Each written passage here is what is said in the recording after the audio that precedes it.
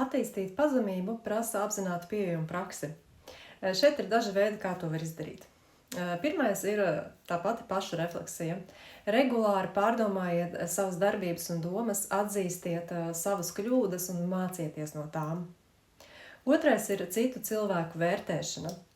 Atzīstiet un cieniet citu cilvēku sasniegumus un stiprās puses. Tas palīdzēs mazināt ego un veicināt savstarpējo sapratni. Trešais ir palīdzības pieņemšana.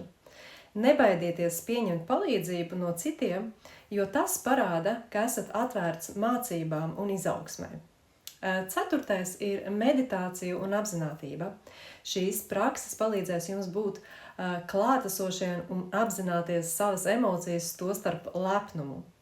Un piektais ir kalpošana citiem. Iesaistieties brīvprātīgajā darbā vai palīdziet citiem bez atlīdzības. Tas veicina pazemību un empātiju.